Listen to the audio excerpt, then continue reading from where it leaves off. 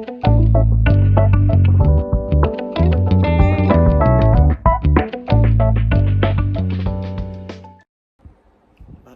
អ្នកទាំងអស់គ្នាថ្ងៃនេះជួបគ្នាម្ដងទៀតហើយនៅវីដេអូថ្មីដែលបន្តពីវីដេអូមុនដែលយើងនិយាយគ្នាអំពីថាតើខ្ញុំប្រើប្រាស់នៅ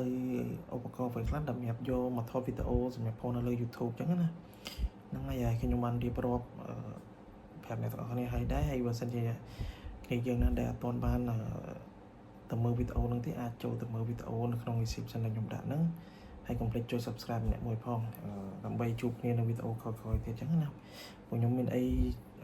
ចាញ់ម្លែកបានខ្ញុំចាញ់តែសម្រាប់គ្នាយើងដែលថ្មីដូចគ្នាដូចខ្ញុំអីចឹងទៅហ្នឹងហើយថ្ងៃនេះខ្ញុំមាន topic មួយសម្រាប់យកមកចែកជូនដល់បងប្អូនយើងគឺយើងនឹងធ្វើការ generate រៀនប្រើប្រាស់ AI ដើម្បីធ្វើការ generate នៅ thumbnail សម្រាប់ដាក់នៅលើ YouTube វីដេអូរបស់យើងដើម្បីឲ្យគេមើលទៅវារៀងតាក់ទាញអញ្ចឹងណាthumbnail ហ្នឹងគាត់ថាបងប្អូនយើងស្គាល់ហើយ thumbnail ជាអីគឺ thumbnail គឺជារូបភាព cover សម្រាប់វីដេអូយើងដែលយើង upload ដាក់ពីលើទៅដើម្បីឲ្យ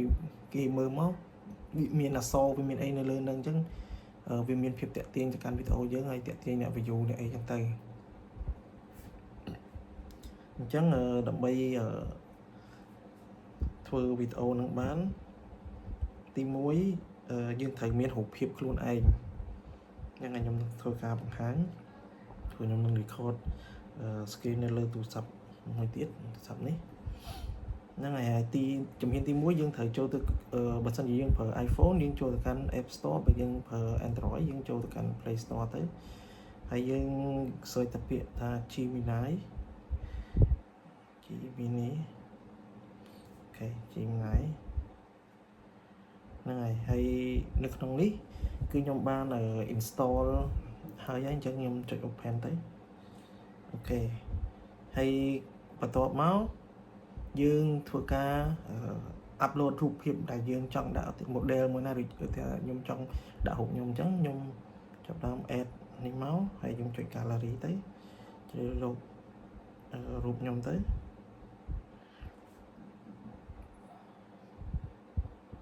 ហ្នឹងហើយឥឡូវយើង upload រូបចូលហើយបន្ទាប់មកយើងចាប់ដើមសរសេរ prompt ហើយ prompt អ្នកទាំងអស់គ្នាអាចមើលតាមខ្ញុំសរសេរហ្នឹងឬក៏អាចcopy ពី description បានតែយើងធ្វើ2ជំហានហ្នឹងជំហានទី1ខ្ញុំនឹងដូររូបភាពហ្នឹងទៅជាតង្គុយនៅក្នុង studio វិញអ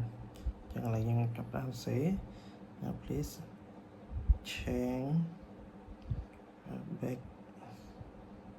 background to studio room for podcast ចឹងទៅ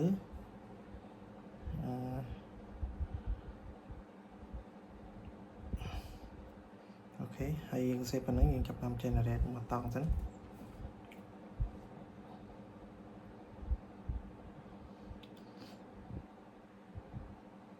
ព្រោះខ្ញុំមិនចង់ save វិញយើង save វិញខ្លាច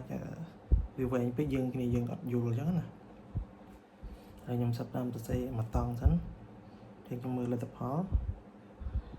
អូខេឥឡូវយើងបានលទ្ធផលគឺយើងបាន change background នេះហើយយើង download រូបហ្នឹងទុកទៅពី save រូបហ្នឹងហើយយើង back មកវិញយើងចុចកន្លែងនេះយើងចុច new chat អូខេដើម្បីកុំឲ្យវាស្ទួនមានន័យថាពេលខ្លះវា error វាទៅជាស្ទួនរូប generate អត់ត្រូវអញ្ចឹងយើងចាប់តាម generate ឡើងវិញអញ្ចឹងបន្ទាប់យើង save រូបមិញហើយយើងចុច upload រូបនឹងឡើងវិញមករូបដែលយើងដូរ background មិញហ្នឹងអូខេបន្ទាប់មកយើងដាក់ថាបន្ទាប់យើងវិលចប់ហើយយើងដាក់ស្អីមកថា please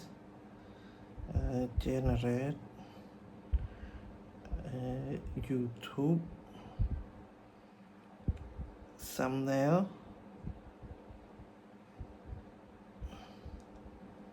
with this photo and add title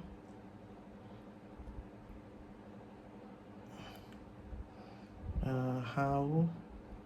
to create thumbnail for you, how to create YouTube thumbnail with Gemini ចឹងយើងមើលរូបហ្នឹងខ្ញុំអត់ទាន់ពេញចិត្តរូបហ្នឹងទេកាត់តទៅស្អាតចឹងខ្ញុំចាប់ដើមដូរ please make a person sit in the chair អូខេបន្ទាប់ពីយើង generate ហើយវានឹងចេញដូចនេះហ្នឹងហើយដូចអ្នកនរនេះឃើញក្នុងរូបហ្នឹងអញ្ចឹងយើងចង់ឲ្យអានេះជារូបភាពដែលយើង generate តែអានេះដោយសារខ្ញុំធ្វើយ៉ាងឆិនឆៃទេគាត់ថាវាទៅស្អាតអញ្ចឹងអ្នកនរគ្នាគូតែរករូបណាឲ្យយ៉ាងស្អាតជាងហ្នឹងទៅដើម្បី generate ឲ្យវាយ៉ាងស្អាតជាងហ្នឹងតែប៉ុន្តែខ្ញុំគិតថាប៉ុណ្នេះដូចជាទទួលយកបានហើយឥឡូវយើងចង់បានទំហំជា landscape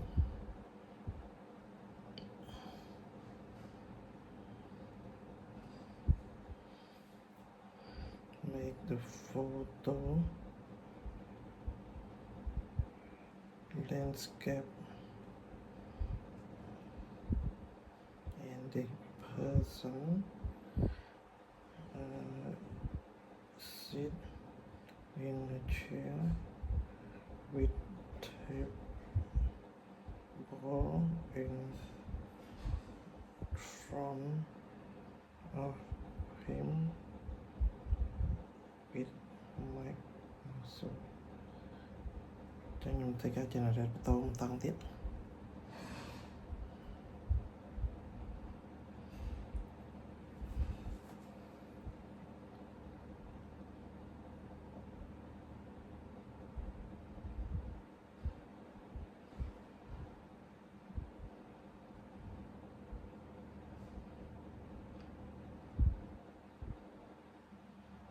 អូខេអានេះអាច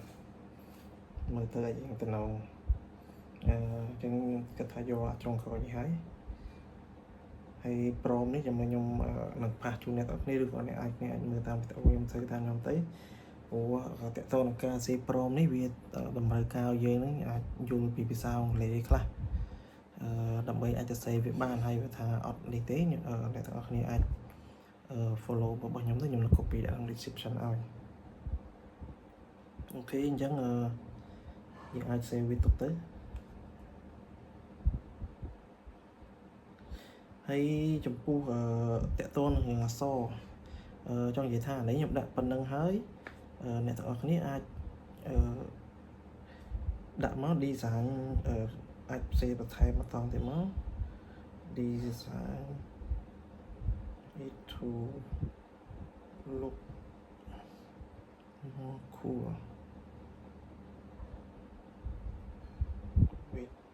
text and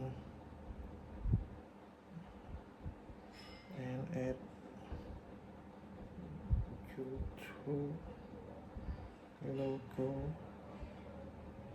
in it.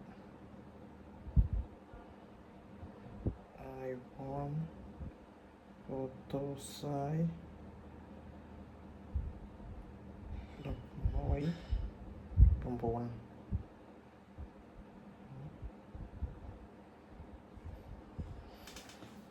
nghe nó prom dương nhẹ lên tiếp prom mà thì xong liền dương tới chuyện chọc đạo mà các bạn đấy dương ai thua từ hồi là dương bình chất đấy hay chấm pu ta ca thay mà so khmai okay this one look good ចឹងសម្រាប់ខ្ញុំដូចប៉ុណ្នេះដូចជាបានហើយអញ្ចឹងខ្ញុំនឹងយករូបនេះដាក់ជា cover video មួយនេះហ្នឹងហើយតកតងនឹង Chrome ហ្នឹងហើយយើងអាចថែមអក្សរថែមអីនៅក្នុងកម្មវិធីផ្សេងៗដូចជា Fonto ដូចអីយើងអាច add អក្សរខ្មែរអីបញ្ចូលថែមអញ្ចឹងណា Fonto ហ្នឹងយើងអាចទៅ download បានចាំខ្ញុំដាក់ link ខាងក្រោមឲ្យឈ្មោះកម្មវិធីហ្នឹង Fonto ហ្នឹងហើយអាចចូលទៅ search នៅក្នុង store របស់ទូរស័ព្ទយើងមួយទៅ Play Store ឬក៏ App Store ហ្នឹងអញ្ចឹងវីដេអូថ្ងៃនេះមានតែប៉ុណ្្នឹងទេអរគុណច្រើនហើយមិនទាន់បានចុច subscribe ចាំជួយចុចម្នាក់មួយទៅព្រោះ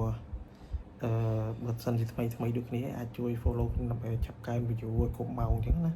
ដើម្បីឲ្យចាប់រកលុយបានអ្នកនរគ្នាអរគុណច្រើន